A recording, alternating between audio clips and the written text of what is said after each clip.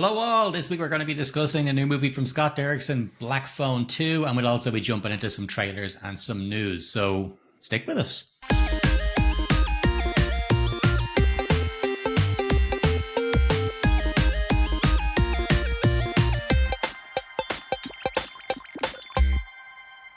Yes, hello, all. Welcome to Middle Age Geeks. My name is Phil. I'm joined, as always, by my co-host, Daz. Daz, what's the story? How are you?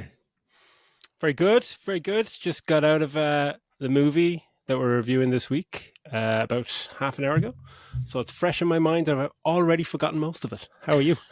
I'm good, yeah. I think we actually might have been watching it at the same time. I'm done. Yeah, I'm fine. I've had a really shitty week health-wise, but apart from that, I'm glad I got fucking endoscopy Monday. I'd fucking put my back out fucking today. Oh, wow. Yeah, well, it was great. My sister had back surgery recently, so she's some really nice strong painkillers. So between them, I was floating around this afternoon after taking fucking a bunch of painkillers and everything else. So, but yeah, So I'm all good. If you start drifting off and fall out of frame, I'll just keep going. Right? Start talking about stuff that wasn't in the movie at all. Like, what's the crack with yourself anyway? All good? Yeah, can't complain. Busy week.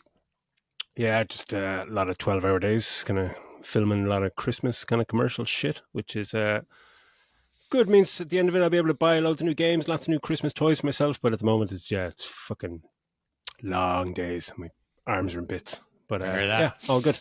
All right. Well, look, for those of you at home, our main section is going to be a spoiler-free movie review/discussion. But before that, we're going to have a quick chat through a bit of news and maybe a little bit of what we've been playing and watching for the past week. So, Daz, on the news front, anything coming up for you this week?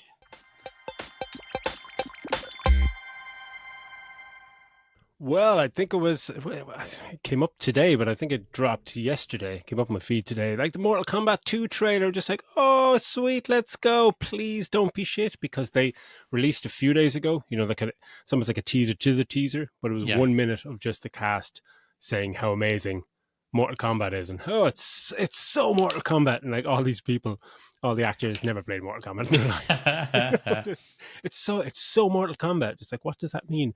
And the trailer dropped, and I think for the first maybe 10, 15 seconds, I was like, oh shit, has he done it? Has he turned it around? And no, it looks fucking awful. Karl Urban is brilliant as Johnny Cage, and I feel he will be the best thing in it, and everything else will fall off a cliff, because if this is the best they can show, it doesn't even have the cool moments that the first movie had in the trailer, with the blood, like Sub-Zero freezing the blood and stabbing somebody with that blood. Here, it's like the coolest things are Karl Urban, kind of being this kind of washed out Johnny Cage, and Raiden's electricity effects, which just look really good. And the rest is like, oh, there's Tanya, oh, there's Sindel, there's these characters, but it's just, oh God. This director, unfortunately, he's not going to turn around, because what he did with the first movie, it's like this 12-year-old boy kind of going, oh, yeah, this is what I think looks cool. And it's like, yeah, it looks cool for a trailer, but try and do something with this franchise. Like it's rich and ripe with fucking lore. Just have a fucking blast. And with that movie, the first movie introduced Cole Young, or whatever, that new character, which just made no sense for Mortal Kombat fans. And I thought in this, it's just like, has he just retconned it and he's just died at the start? But no, you see he's in it as well. And yeah, it's fucking awful. What did you think? No, you loved it. No, it looks fine. No, straight away I watched it. I was like, oh God. I'm kind of glad it was pushed back. I don't want to have to watch it this Christmas and ruin my Christmas. Yeah. It was just, no. How bad must it have looked if they're delaying it almost a year, and it's still, it's coming out next May, and they've shown so much footage from it.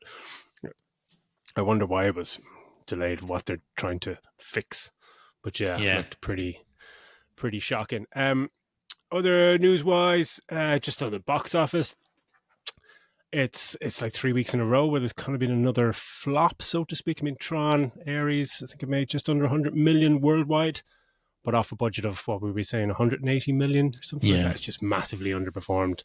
Yeah, teetering on the edge of being another flop after kind of The Smashing Machine, and then one battle after another. It just, hasn't worked box office wise. And that's kind of it. And how about yourself? Is there any other trailers you were watching? Well, there's a trailer for what was it called? Send Help, or what the fuck is the name? It is Send Help, isn't it?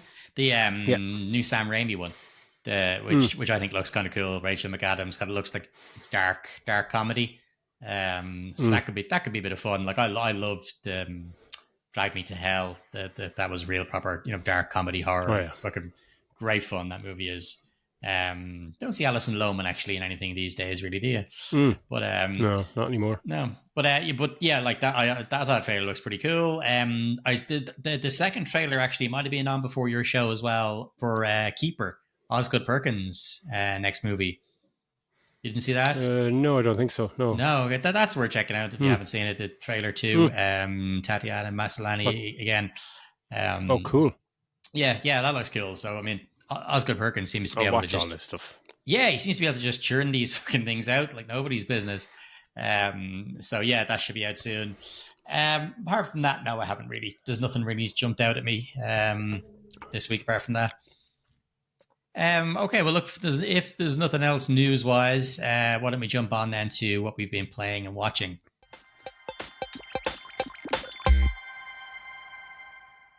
So have you been still engrossed in Ghost of Yotei?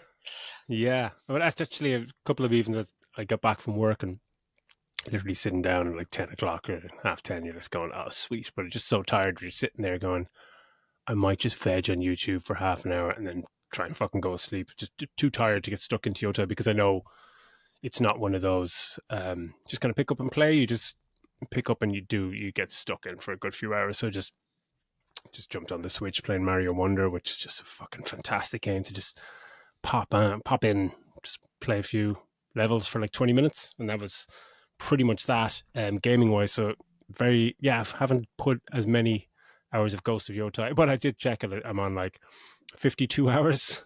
Still, like the Yotei 6 that you have to kill, I've killed 2 of them. And one of them you kill them really early in the game.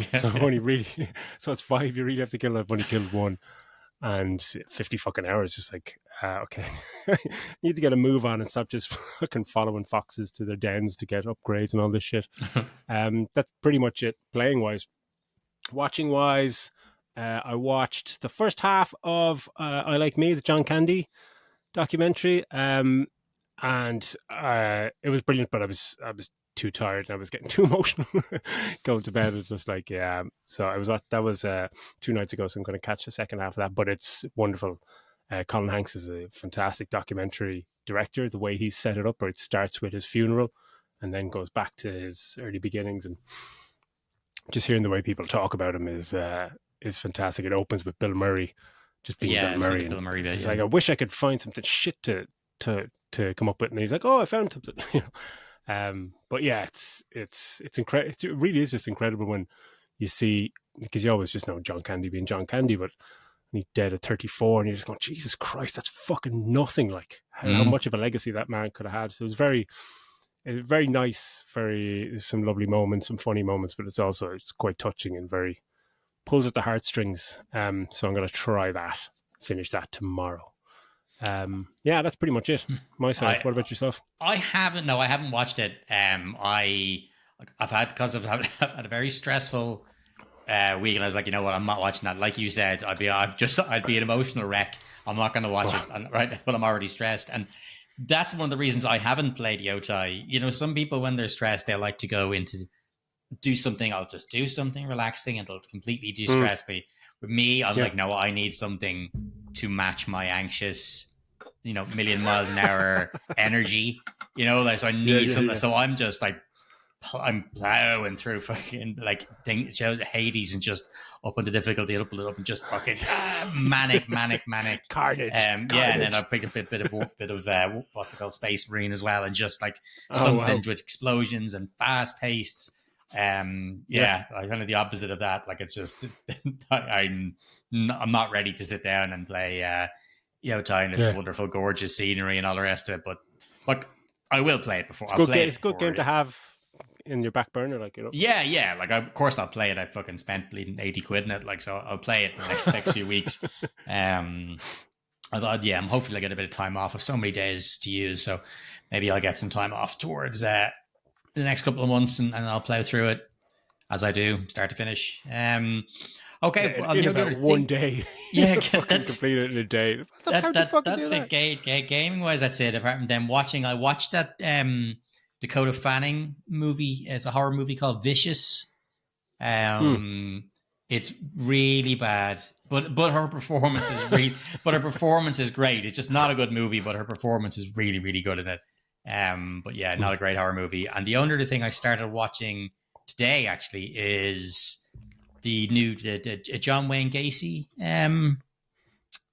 Okay, program. yeah. Yeah, it's on Peacock. It's the dude's name who I can't remember. He plays Adam Scott's brother-in-law, in Severance. Oh, yeah. I don't know Yeah, his he's name. in that. He's He's great. in Orange is the New Black and stuff as well. He's fantastic, and he's playing him, and he's great. Diego Luna's in it as well. It's yes, so far I've only watched a few episodes and it's class, so I'm enjoying that.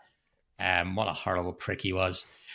But look, that's it then from the for the playing and watching. That's great. We've flown through that quicker than usual. Let's jump on then to the main event, and Daz is going to take us through that, which is the Black Phone 2.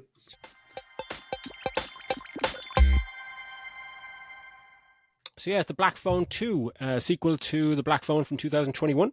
A lot of people had said online that didn't really need a sequel, but after I think costing 15-16 million, it made about 160 million at the box office. So of course it's getting a fucking sequel.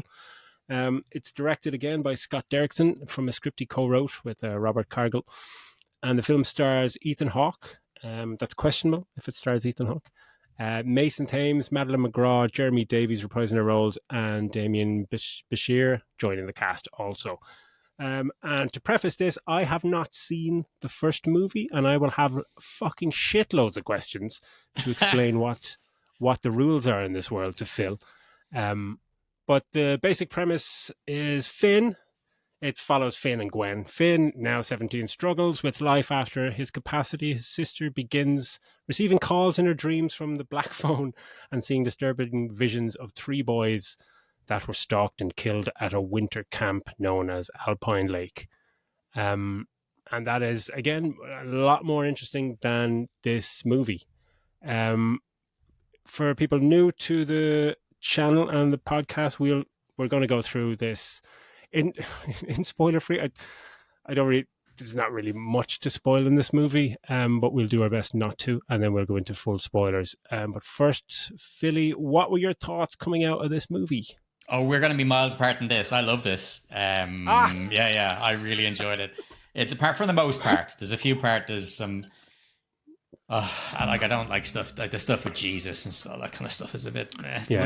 But for the most part, I really enjoyed it. I love how Scott Derrickson's movies look. I think they just look fantastic. The sound design is great. I think that the 2 young actors reprising their roles as well, thought they were great. It's maybe it's as funny, maybe a little bit funnier than the first one, which is cool. What's the kind of, in a nutshell, the basic premise of the first one? Is it just that like he captures kids through a phone? No, is it just about magic phones? Or? No. He's so in the first one, and I'm trying to give a very spoiler free through the. So in the first one, again, both of them kind of have gifts, I guess. That she has dreams and visions like her mother, and Finn is the one who gets kidnapped. And so he's locked in this basement by this guy, the grabber. And when he's in there, this phone begins to ring. There's a black phone on the wall, and it rings. And when he's answered it, and it turns out that phone, those people at the end of it are the souls, I guess, of the people that this grabber person has killed. But they're not really remembering who they are. They're kind of lost. And why is the phone there in the? It's just, I think it's just an old, must have been some sort of old like shelter. It almost seems like a basement, like a bomb shelter type basement. The phone is just there, not connected kind of thing. But he's just able to speak to people who've gone beyond. They're both just weird, gifted kids. And so these kids help him. Actually, the kid that's in this, what the fuck is his name? Hervey? What the fuck is that kid's name? In this one? The new guy. Yeah. Ernesto. Ernesto. Ernesto. Yeah. So his brother is kind of Finn's best friend in the first one. He gets kidnapped by him, and these kids kind of help him, on his way to escape. And yeah, like it's again, it's the first one. It's all about the performances. It's a young Madeline McGraw and thing, and the perform. It's out just her being like a little badass fucking foul mouthed little kid. It's brilliant. But yeah, it was just something really different. And I think the first one really was, the premise was a bit all over the place, as is the one in this, but it is more about the kind of the performances and how it's shot. And that's really what I enjoyed the most, because this is extra silly, extra silly compared to the first one. And the first one is, so much, the cast is kept much smaller on the first one, But overall, I enjoyed it. I'll get into our beefs as we get into it. But for the most part, I really enjoyed it. So it's great now that we have one we're going to disagree on again 2 weeks in a row. Yeah, I would respectfully disagree with that. Now, I thought this was fucking awful. And it's not like, more often than not, it's like, because it wasn't that scary. There's a couple of jump scares in this. But even there's this sense of kind of dread, it just kind of wasn't there. It was pretty to look at times. I thought it was unintentionally hilarious. I thought the characters were just boring. The dialogue is awful. The 2 main characters, 2 kids, they have moments where they're good, and their moments when they are good tie around kind of emotionally charged kind of outbursts where you're kind of going, Jesus Christ, you've elevated yourself above the script and you're showing you can fucking act. You're like very impressive.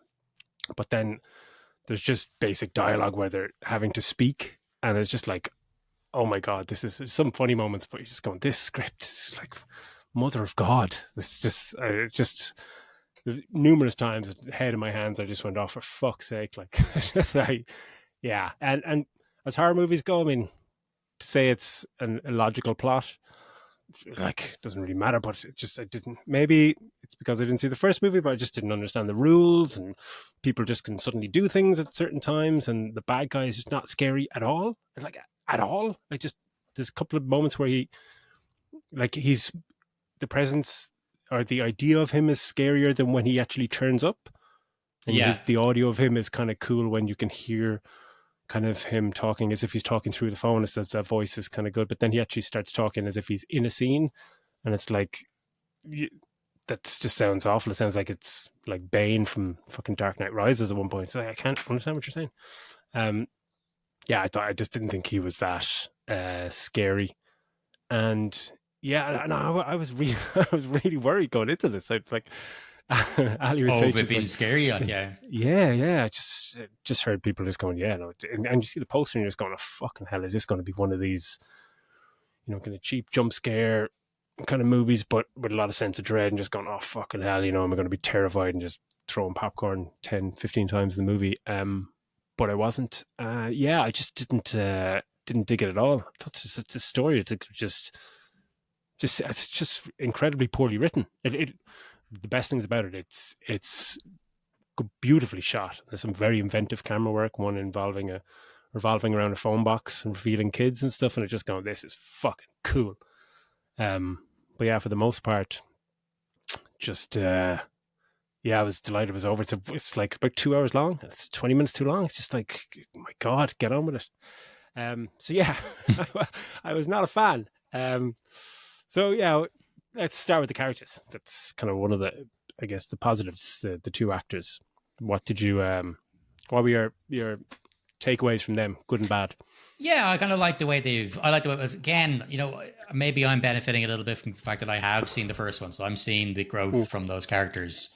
Like in the first one, Finn really is kind of the guy who gets picked on, and it's Ernesto's older brother, who's Finn's friend, who's an absolute badass, and he's the one who beats the shit out of the bully and all this kind of thing. Yeah. So Finn is, he's kind of the weak nerd kind of thing, gets picked on, and then in this one, obviously he's changed. He's more moody teenager, smoking weed, and he's the one, starting fights and all this kind of stuff. So you see there is a bit of a change there, and I think that I like the fact that he doesn't want to. He wants to forget, and not that the fact that they have these abilities, or is that he just doesn't want to be engaged in it at all. Mm.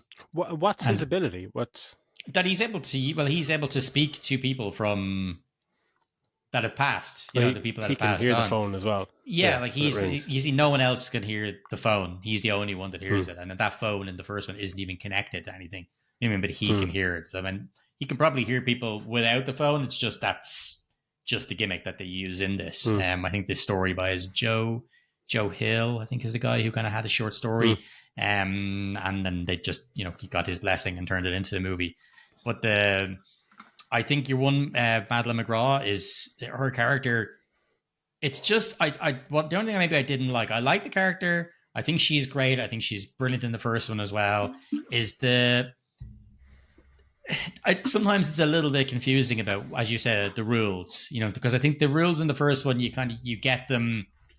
It's fairly, because it's much more contained. You kind of understand that, okay, she can have almost premonitions. He can speak to the dead. That's kind of it. But the way she's able almost to be in reality and not reality is like, it's just those rules That's aren't the most confusing thing. Yeah, they're not super clear. But for the most part, I like their character. I love the the stuff she was coming out with when she's talking to them, and she's giving out to that other Christian woman. Like, it's just the snap. I'd say there was a bunch of outtakes for that where they just said to her, "Listen, just say anything." It's great. She's giving her snapping back at her is brilliant. And like character wise, like I don't know. I kind of, part of me was like, again, I have to wait for the spoiler section. I was hoping they'd do something different with Damien Bashir's character, and I know that would have been the obvious thing, would have been to do something different, but you see at the start he's talking, he asks him in Spanish, why have you got the tattoos in your hand, and he's explains the way, that's from a long time ago, and it's like, oh cool, we're gonna get some really great backstory here, and we don't. There's a lot of foreshadowing in that in a 2-hour movie, and we're just going, why have you not found the time to explore that character or give him something more? Like 5 fucking minutes, give him more. I just don't give a shit about him, and I should, because he's a cool fucking actor and a pretty cool character. The way it's set up, when he's like, oh, he owns the camp, and you're like, oh, okay, let's get into that a bit more. And there's more foreshadowing where the Gwen's boyfriend at the start, and he shows her these tarot cards or Lotarian cards or whatever they're called. And just like, oh, and she's going, you can use them and you can wield them if you know how, if you have the power and if you have the sight. And he's like, so do you have the sight? And she goes, and I was intrigued because I hadn't seen the fucking first movie, and just going, oh, what fucking sight? What the fuck is this? Is this because it's a bit later on where she kind of starts doing things, makes no sense that she can do any of this stuff, because it would have made sense if these cards came back into the story I in thought some we were way, gonna shape, or meet... form. I thought we were going to, because those tarot cards come from his grandmother, who apparently sells them. And I was like, okay, well, they're definitely going to meet. She's going to meet her. She's going to be able to get the vibe from her. The minute she walks in, she'll be like, oh my God, I can fucking sense you. Or you've got, I was like, okay, that's we're obviously going to go there. We're setting up these things, but we don't at all. And there's this part where Damien Bashir, he's laying out the story of what happened. If you've seen the trailer, everybody, you'll know it's set in the snowy, different part of Colorado, at this camp, and he's explaining what it was like back then, for what happened. I was like, give me a flashback to that, and that would have been way better. I would have loved to see what his character went through back then, and in his kind of 100%, in his like kind of desperation to solve things, and that would have been fucking cool. But we don't get that, unfortunately. But I thought I thought his performance was great. I don't know his niece. I think such a bizarre name, I thought, for a female character. Mustang. Yeah. Like, she was cool. She gets no screen time, but she's cool. I don't think she's kind of in anything. She just looks badass. She does. Like, but that's literally the only. I haven't seen her in anything else. But it's just, there's not really a discussion on why the fuck her name is Mustang. He's like, oh, like the car. She's like, no, like the horse. She's like, is that it? Is that all we're getting? Like, is that it? That's all we're getting. Character development. Take it off. That's all we're getting. Look, she gets about 5 lines in the movie and just going, come on. I just, for a lot of the my things with even with the characters and things that are missing that we didn't get is it would still be annoying, but it would be understandable if you kind of go, well, it was, an hour and 30 minutes and maybe stuff was cut out. And just like, if that stuff was cut, like, how long was this original script? Or like, because if you're writing something for characters like this, you're going to write extra stuff for characters because there's fuck all characters in it, like 5, 6, 7 people. There's going to be stuff you'll write or scenes for different characters. It's the reason they're in a movie, so they can have a scene or whatever, and then you cut that back, and that's why characters are always underserved. It's like they're underserved because of the editing process and not because the writing process. They initially probably had a beefier role and it was cut back. I just don't understand why this movie was 2 hours long when everything in it is just like this. It's not 2 hours worth of kind of plotting. Yeah, no, I get that. Sense? Yeah, I get that. No, there is some parts of it that could be like chunks almost, especially when they get in the cabins and those kind of scenes could have chunks of it cut out. But I always love to see Jeremy Davies and anything. I think he's fucking awesome, and everything I see him in, I'm just fucking in awe of him. I think he's always the smaller role. He's always never he's never the main star, but he's always fantastic. And I just feel that they kind of, and he's great in this, but he's a little less complex of a character. Like in the first one, he's an abusive father. He's an alcoholic. That's what they were hinting at. Yeah. Yeah. Like he really is like, and they mentioned he's this. Sober he's now. Sober. But like in the first one, like he's an abusive father and he's real, like because of what, because of their mother, and the mother obviously had this same thing that Gwen has, and so he's seeing that in her, and it makes him angry and upset, and he's just so bitter after the mother dying, he's a complicated character, and you don't like him because of how he is towards his kids, but at the same time, you can feel the pain, whereas this, it just seems a little bit more lighthearted dad to the rescue kind of thing, and he's great, but I don't know. There's not enough there really for the development, for the change between the two. And again, this is where you and I are going to have different perspectives. I've seen the character development from one movie to the next. But he is left in the first movie with him, with the dad. How was it left in the first movie? Did they have an altercation and patching things up? Well, not really. There's altercations in it, and he comes to believe almost that his because she leads the police, or she leads them. She's the one who finds Finn locked up in that basement. And so he kind of has to believe, but we don't see him getting sober or having a fucking everything's happy dory.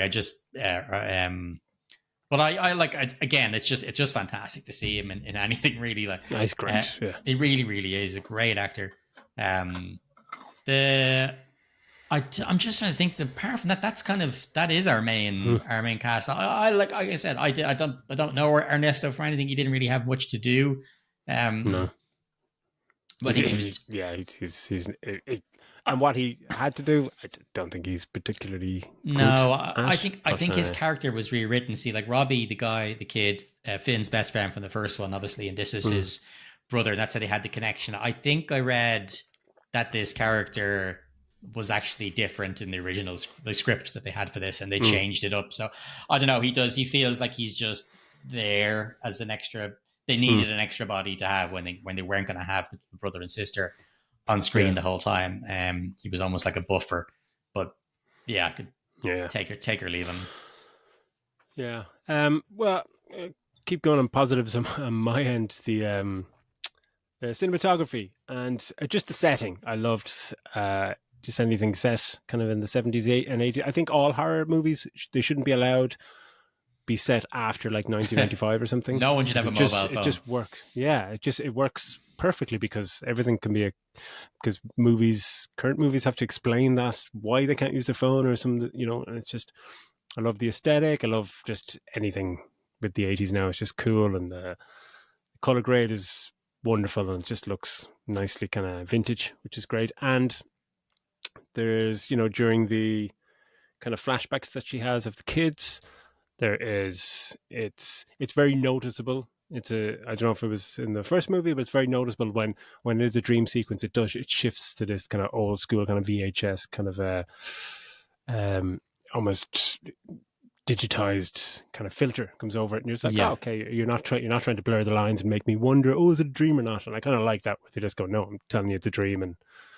Well, for me, I fucking think that was, yeah, now I'm using scary very loosely, but I think that those parts were 10 times scarier than anything with the Ethan Hawke character. And like those dream yeah, sequences where she's going after what's happened to the young mm, boys, and it's reminiscent a little bit of him watching you've seen Sinister, haven't you?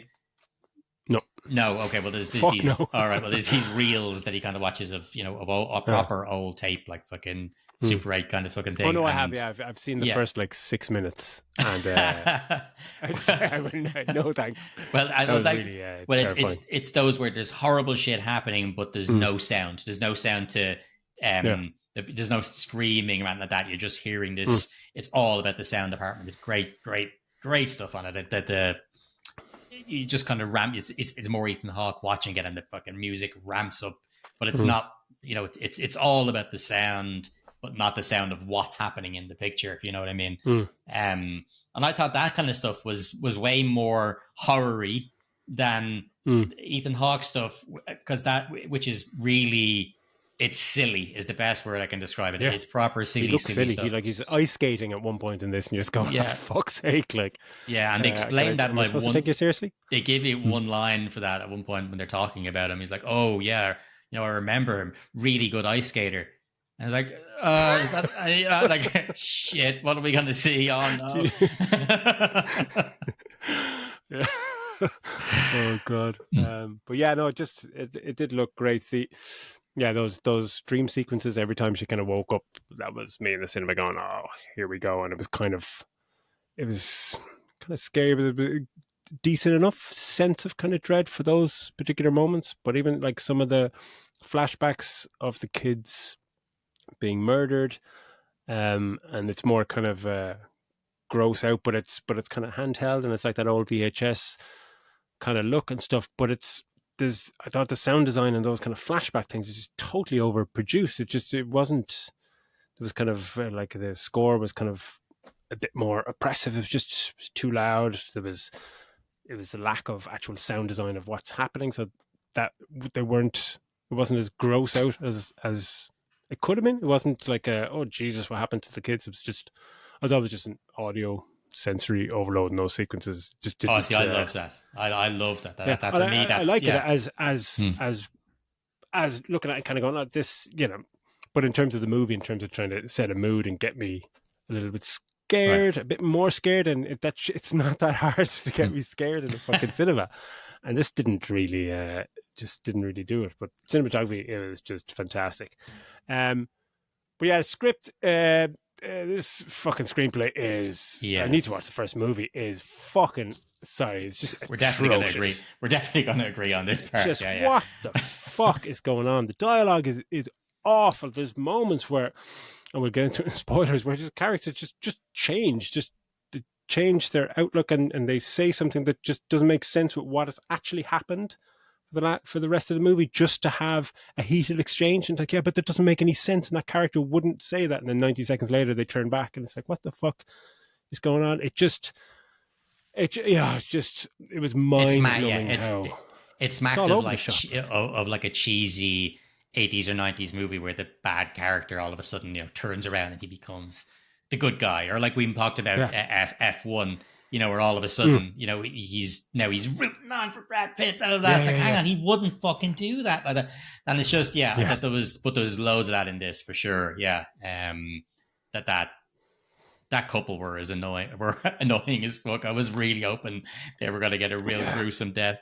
Unfortunately, not. But it's just, like as interesting as those, like, oh, it's kind of going into the dream sequence. I was never terrified because of the plotting. They just seemed like moments, like, and love the way it's set in the 80s, because there's a franchise from the 80s who did this like astronomically better in Nightmare on Elm Street, and this could be fucking Dreamcatcher or whatever, number 4, number 5, similar thing. But in that movie, when you went to sleep, you're just going, oh fuck, no, don't fucking go to sleep, because it's fucking terrifying. And even though the rules in Nightmare on Elm Street were a little kind of wonky, but it was very clear, if you're in the dream, he can fucking kill you and just got to wake up. But in this movie, like, no one in this movie knows how to wake somebody up. They're all just like, "Wake up, Gwen, wake up!" Very gently shaking her shoulders and just slap her in the fucking face. Well, at one point they throw Throw water at her and she over, still do doesn't wake something. up. They do. They throw water at her and like, she still doesn't wake up. it's just like, fucking do something. Yeah, but it just the plot then just it wasn't terrifying that she was going to go asleep, and then towards the end you're kind of going, oh, so what are the rules? Can he just kill her when she's asleep? But then when she's asleep, he can kill everyone else. So when she's asleep, why didn't he just go around and kill everyone? Because they can't see him anyway. And it's just like, what are the rules? And why doesn't the bad guy know the best way? He's awful at being an evil dude. Like, he's just, I don't know what his motive is, what his fucking whole, I just didn't get him. The plotting just, I'd be scratching my head or just screaming at the cinema so much. And like the last act we get into, I just didn't know what was happening, what the rules are, and just like, oh, if we do this, then he'll die, or his power. No, you've no powers anymore. I'm powerful. Fuck off. Yeah, see, I think and that's again with the first one being more contained. Like, he's this dude. People know he's called the Grabber because they know somebody's grabbing these young kids and killing them. And that's what he is. He's a dude who keeps these people in his basement. We see it in this movie as well, the basement. And he's just Ethan Hawke, yeah. And he's just about, he wears the mask pretty much the whole time, but he's just that's him. He's known as the Grabber. People know as this guy who's killing kids, and he's a dude. He's real and blah blah. He's not this like you said, Freddy Krueger type thing who's able to get people in their dreams, or in this movie, not only in their dreams, which is all a bit confusing. We can talk about that more in the spoiler section because I don't want to go too much into it without ruining it. But yeah, like I think he's that whole part of him. It is definitely the least interesting part of it. I think the whole stuff. And with I'm not convinced that's not Ethan Hawke at all. You look at his eyes and it's going, that's not Ethan Hawke's fucking eyes. You don't think that was him even playing him? Like, no, I think not at all. So just ADR then? I think it's just his voice, because you're looking at it, because you see it, points you see him with the mask, but you even see him with half the mask off and his prosthetics and stuff. You're looking at his eyes and just going, you just don't look like Ethan Hunt at all. It just doesn't look like him, walk like him. Yeah. You could be right. You could be right. It could be just, he could be ADR'd the whole thing. Yeah, well, you don't really see his face anyway, so why not? But yeah, just baffled me, like how someone wrote this and kind of went, yeah, that makes total sense. Just kind of going, I know it's horror and horror fantasy and all this kind of stuff, but you need to have a certain set of rules that you set out very easily in these kind of franchises, and what the rules are, and then you can bend them, whatever. But it just didn't make any sense, and people were doing things and knowing things, and I'm just like, how do you know that? Because no one else said. You didn't know it 2 minutes ago. How do you know it now? We'll get into that in spoilers. I think is there anything else spoiler-less that we can? Yeah, like, I mean, the soundtrack in general, I think, and the sound. Just to get back onto it just for a second, I really, really enjoyed that. I thought that the stuff that's in the dream sequences has this, the music and the noise to it has this kind of fuzzy feel to it as well, as if it is being recorded, being played through like a fucking boombox and someone's on a microphone, a couple of feet away from it. Like, it's got that feel to it. I think in general, I absolutely loved the sound. I have to look up who was the Foley artist and stuff who did, because there's obviously a lot of that stuff with those dream sequences in particular. But like, effects wise, like, this movie's budget, it's not, I think is it 20 or 30 million? I think it is. Was the budget for this one? Like, I thought some of the effects were actually pretty great. Like, there's one part in the kitchen, which we'll talk about more in the spoilers, but there's one part in the kitchen where they've obviously done green morph suit dudes like they did in Invisible Man. But I thought that looked fucking class. Yeah. So some of that looked good. Yeah. So bits where somebody's kind of spinning around and a Nightmare on Elm Street franchise thing. Yeah. Just when she's in the kitchen and we'll get into it in spoilers, but I think a movie 40 years ago did that a lot better, and that's it, kind of wire work. Let's just call it wire work. Just like, well, I think there's a lot of this. I think, as you said, that's stolen from between Nightmare on Elm Street and Friday the 13th, you know, because we're out here on a lake camp, the whole lot. Like there's stuff borrowed left, right, and center. You can say that it's, I think they're claiming it's from a story by Joe Hill or whatever it is, and they've got a great idea for it. It's like, yeah, I think you've taken a lot of this from other horror movies, but I mean, it's totally fine. Yeah, but also it is very hard to get an original idea for horror these days as well. If you can take take liberties with an existing idea, and anything revolving dreams and being in a dream and someone in the dream being able to fucking hurt you and harm you and kill you and whatever, and can potentially break out of that dream, that's interesting, and it's fucking terrifying. Like, I saw Nightmare on Elm Street when I was 6, and I didn't sleep properly. I slept facing the wall for 2 years. So just like, I can't turn around because I'll just see a claw coming up out of the bed. Unbelievable. That scene on the ceiling, you know, thrown up onto the ceiling and the blood coming up from the bed and stuff like that. There's some effects for that time. Like, that's what, 70s, isn't it? That one. Is this first or is it 80s? Or maybe I'm thinking, I think Halloween was 70s, and then this was, you're not going to 84, 85, something like that. But yeah, that scene when she's spinning around and like, that's like the intro to the movie, and you just see Freddy Krueger, and they walk into the room and she's fucking spinning around and blood gushes up. That, like, fucking the rest of the movie is pretty terrifying, but that as an opening to your fucking franchise is like, fucking Jesus Christ. Yeah, they really did some great work on that. Which is mad when you think 40 years later we're looking at some things going, God, that looks fucking shit. It's like, well, stick with the practical stuff. Absolutely, and just hurt your actors, get them on ropes and spin them around. But yeah, if there's nothing else, let's get will we get stuck in spoilers? I suppose we better do a star rating first, eh? Oh yeah. Give me yours first. I'm gonna go 3.5 on this one. Not full 4, because I obviously have an issue with the script is shocking, and maybe it's just my dislike of organized religion in general. But the Jesus stuff just didn't fit for me. I don't think it needed to be part of the movie. No. But no, I'm going 3.5 because I really enjoyed it. I thought it looked fantastic. The performances were great.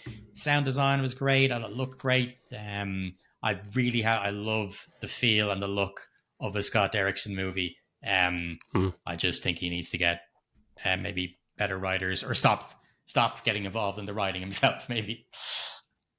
Yeah. What about you? I would go 1. Yeah. I was going to go 1.5 there, just because, like, you were trying to talk me up. 1, I just thought this was awful.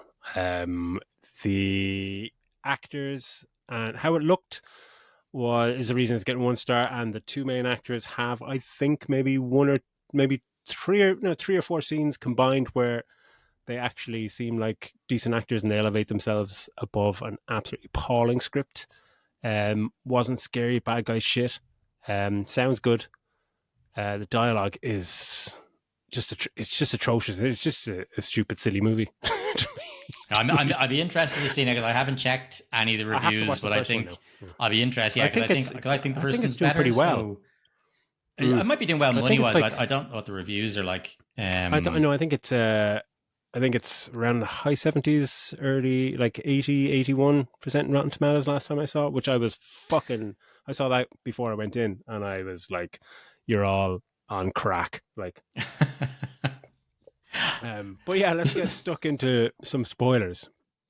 So how can he kill people in the real world at the end of the movie? Like, what? Well, there's no transition into that. Like, I completely understand the stuff that when she's, like you said, the Freddy Krueger style stuff, she's asleep, he attacks her, and what's happening while she's asleep, she cuts her arm, and that's kind of cool because she's cuts her arm in the yoke, and she's just lying in bed like this, and he's looking across and he sees this slit in her arm and starts bleeding. Like, okay, that makes sense. That's an okay rule. When they walk into that kitchen thing, when she's getting thrown across the counter and all the rest of it, choked, you're like, okay, again, she's the only one who can see him because she's in her dream. The rest of them can't. She's in peril. Get her out of the dream. Yeah. But then when we get towards the end, as you said, as we're on the fucking ice, and he's on his ice skates, he's basically like just an invisible bad guy, because he goes along and he gets that dude and that woman, and he fucking attacks both of them. He's dragging your man through the ice. He does the same with He Finn. He grabs steps him from on behind and Mondo. yamps him. Yeah, like he steps does. on Mondo to try and drown him. I was just like, how can you do this? If you could do this before, Yeah, why go into the dreams at all? Because they can't see you. You are invisible, and you can physically interact with this world. Why? And it maybe go, well, she has to be asleep, and it's like, yeah, but she sleeps every fucking night. And at one point, like, she dozes off beside your man. It's just like, I was just like, for fuck's sake, she just starts falling asleep. On purpose, though. She did that on purpose. Okay. Because the dialogue is absolutely shocking when they say that, because she goes, oh, she accidentally fell asleep. It's like, what do you mean with that? Because she accidentally fell asleep, and then Finn goes, my accident, my ass. I was like, oh, come on, we're not fucking, like, you could just tell her, she could be just like looking around and going, and show her purposely going like that, looking around, making sure I was looking, and closing her eyes like that, so we know she's trying to get into the dream world to stop him. Yeah. You can go, okay, that's fine. You don't need to have her kind of nodding off and him explain to us, fucking accidental my ass. Like, oh, fuck off. It's just, that's just terrible writing. You know what I mean? Like, that's just bad writing. It's awful. Like, the dialogue is just shocking, and it's like there's a moment where she's sleeping in the dorm with her boyfriend guy, and they're just and this is when they start introducing that Jesus stuff, and she's like, oh, Jesus, please let me not dream tonight or something. And he's like, what are you talking about, to Jesus? And he's like, are you upset? I'm talking about Jesus. And the boyfriend goes, it's like, no, it's hot. Kind of hot. He's like, oh my God, why are you? He goes, no, it's kind of hot. My ma's also into Jesus. Like, hang on a second. Like, straight away, you get the fuck out of his bed. Like, that's fucking, that is creepy. Like it is. Again, so much of that fucking dialogue is just awful. But I think the Jesus stuff might have been in the first one as well, but just to a very, much smaller scale. But like, we see this, there's so much of this. It's a Christian camp, when Damien Bashir is given his whole lecture of all this stuff, and he's totally bought into it because he's been trying to find these young kids or whatever else. The cross that's behind them is this fucking massive white fucking light up cross. It's like, Jesus, like even if you LED cross, fuck. Yeah, like it's this massive fucking, like, right there in the center of everything. Like, fuck off. There's just I'm like about religion in general, so I'm just, there's probably an extra bit of... just bit on the nose. And to her, in the end, she's just like talking to her mum on the phone. Oh, it's beautiful up here. You know where I am. So fuck off. Like, just, you just really, really don't need it. Is there a payphone in heaven, for fuck's sake? And what are you talking about? What's happening? That was the end. That was shocking. So like, what exactly? It's beautiful here. We're talking to her on the phone. What? How does that fucking work? Like, and the three boys, you just say, if they've just arrived. Like, what do you mean? Is they just appear? How did they get in? There's a revolving door and they walk in? Lads, we made it! We're all going to heaven, lads. Yeah, I've been stuck in the ice for fucking 5 years. But like, that's the thing where, like, a lot of this could be explained if you just kind of like to keep it brief and keep it into 90 minutes, 100 minutes. But for a 2-hour movie, there's just no excuse to not explain these things. Maybe like if a lot of these you might be able to explain because I might have just been groaning too much. But like when she blows up the phone box, it's like she's there on the ice and he's approaching and she's like and talking about power and dreams, and this is where I thought, like, bring in the tarot cards and she gets powers or some fucking do something weird, but she just does nothing and just like blows the phone box and blows him back, and there's just some shite about just like, in a dream I can have power too, and it's like, what the fuck are you talking about? What is this? Where did you get this power? How do you know you had this power? And how do you know that, like, oh, when we saved the 3 kids, then he won't have any power anymore? And it's like, how do you know that? Like, this guy is... Yeah, because she has that power set. He can do things he couldn't do 10 minutes ago. How do you know what's going to kill him? That in the church, it's like the exposition for that. She's like, maybe he gets his power from the dead people because they've never been found. That's what he's feeding off it, and that's why his spirit, when he was killed by Finn in the first one, was able to come back here. And I'm like, hang on a fucking second. What exactly is it that you need to do with these 3 bodies, these frozen fucking skeletons, that's going to take him out and make him not have his power anymore? And which is in the church when she says that, and she says this ridiculous exposition, and somebody goes, do you think that'll work? And she says, maybe. But it's just like, come on, you can give me more than that. They also they kind of that whole thing really took away from Damien Bashir's character, because he's been struggling for years to come to terms with these kids who were killed on it. He didn't know it was this the grabber who used to work there. What do they call them, Wild Bill or whatever? And he gets sidelined for that last bit, and you're going, give him something to do. But his whole story was that he says, I've been going up year after year, walking the trails, trying to find where they could possibly be. And then the minute she says, oh, well, they've scratched his name they're underwater under a lake. Then he goes, under the ice. Oh, hang on a second. He goes, hang on a second. We keep all our ice fucking drilling gear out there. And that's where let's have a look in the lake. That's where Dragon used to go out there with kids. And I was like, hang on a second. Nobody checked the lake. The cops didn't check the lake. Nobody thought actually out there. It's like 20 meters from your cabin. Like, how the fuck? And not only that, it's only a couple of feet deep. Like, they're walking across with torches. Like, there he is. He's right there. Like fucking, it's unreal. Like, how have that made him look like a dickhead? If you've been really decades of walking these hills and stuff, this you didn't think, I'll just have a nip down and have a look at the thing. Like, it's, yeah. That's like so stupid. Yeah, like the minute they get onto the ice, it just becomes really fucking silly. It looks fucking cool, but it becomes silly. But like you were saying earlier, like the whole, when the dad arrives and he just got why he fucking arrives is just absolutely pointless. Just we have him from an extra day. Let's put him in the scene at the end, and there's no payoff to that at all, because you see him earlier on, the dad, when they've gone to the fucking cabin thing, and he's at home, and you get a sense he has an issue with drink or something, even after not seeing the first movie, because he sees a beer commercial. I think he rings the sponsor or something like that. He's going, oh Jesus, and it just nothing comes of that. Just like, oh look, he's been tempted by a commercial, and that's it. But when he turns up, you're like, what the fuck are you here for? Like, it's like, yeah, what did he say? He just said, no, we're going home, and to do this thing, I'm not leaving. And it's like this that I alluded to earlier, of just like a character just completely changing for 60 seconds just to fuel an altercation with Gwen and her brother, because the dad's like, yeah, we're leaving, and Finn says, no, come on, we'll get the bags, we're leaving. And yet, like, or she's staying, and he's saying, I'm staying, I have to protect you, something like that.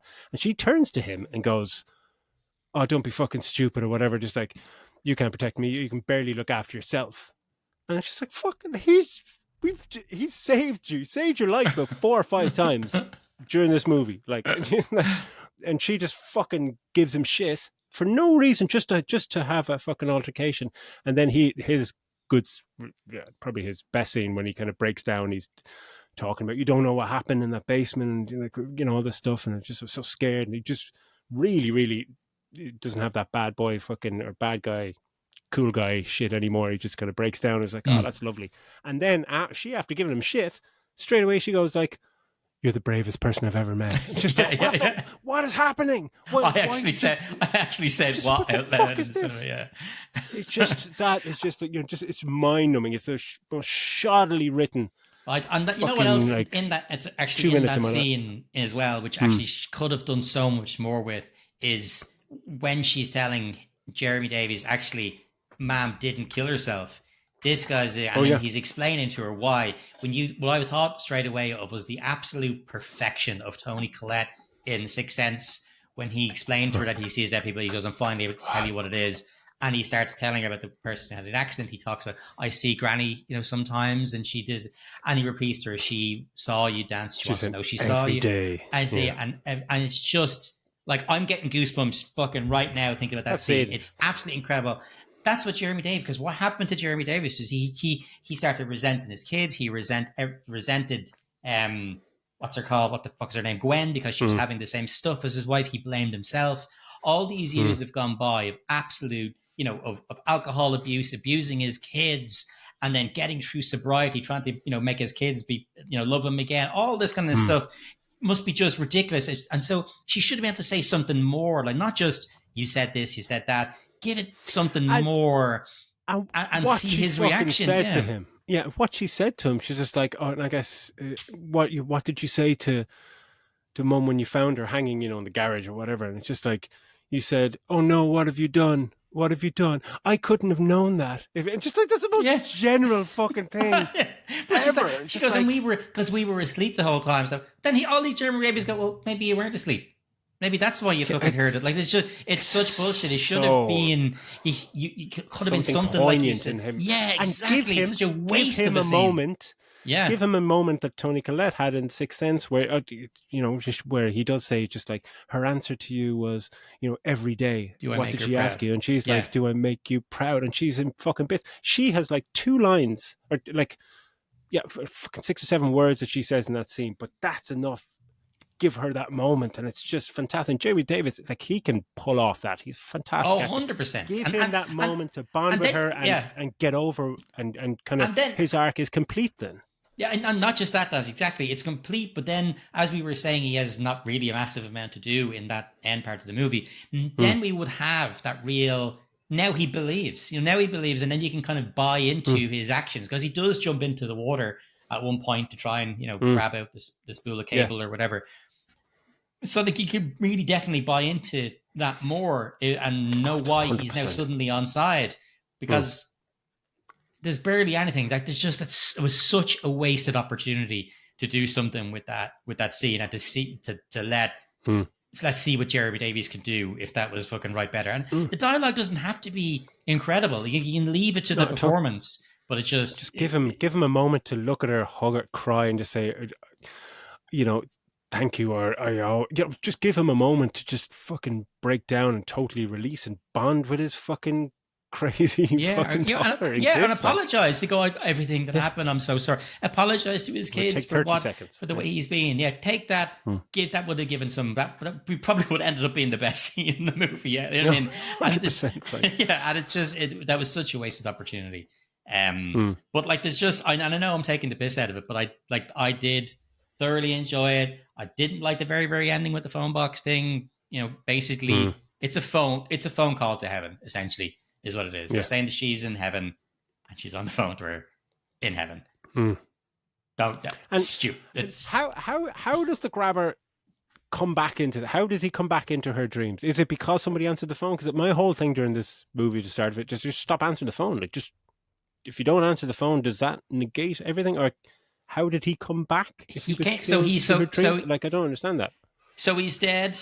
He goes back and because he died in real life in one part of Colorado, whatever it is, then he ends up getting his spirit goes back up there to the lake, to the first kind of kids that he killed. But she's how does he get into her dreams? Because he only exists in the dream world, and she's one of these people who can kind of have visions and walk amongst that like astral projection, like Insidious. So I guess that's it. I don't think the phone really matters that much with regards to her. You know what I mean? Magic phones, man. Yeah, like it's how she communicates basically with her mom, who was also had visions at that time. It just shows the time difference that they were talking, basically having a chat across time. That was kind of cool, actually. That chat across time. Yeah, but it's like I get, I do get some of your points. I don't agree on a lot of them, but I don't. They're not going to make a third one. I don't think. I don't. There wasn't really much need for this movie. Dollar bills, baby.